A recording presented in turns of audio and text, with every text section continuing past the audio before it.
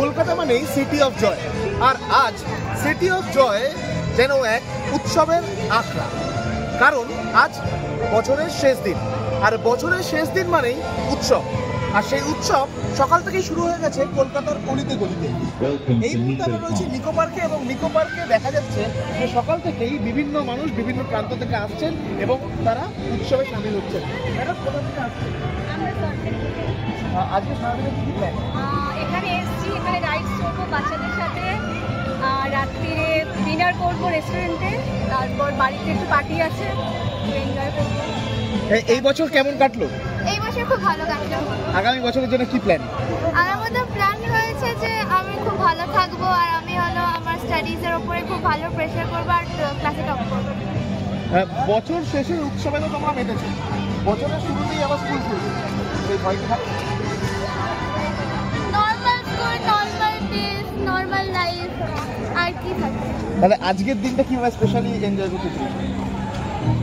Normally রোজই special day হয়, তাই কিছু নেই আর বলা।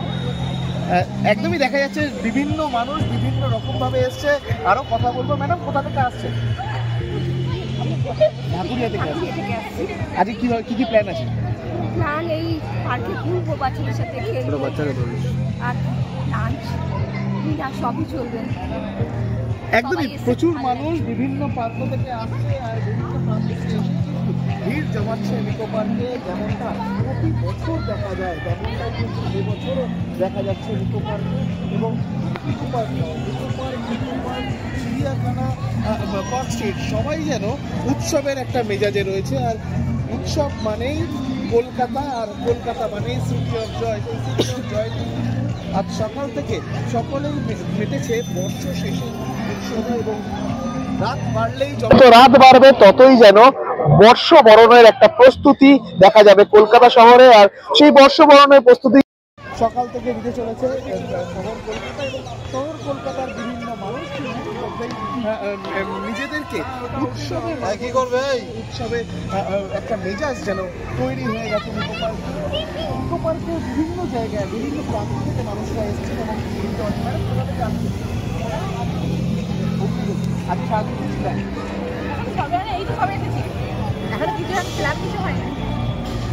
কি কি করতে চাইছো আজকে?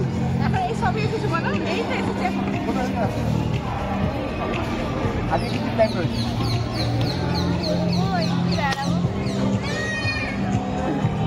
একদমই বছরের শেষটা একটু ভালো মতন কাটানো, আর সেই প্ল্যান নিয়েই বিভিন্ন মানুষ বিভিন্ন প্রান্ত থেকে এসছে, এবং বিভিন্ন প্রান্ত থেকে এসে তারা যেন একটা উৎসবে মেতেছে। আজকে কি প্ল্যান রয়েছে?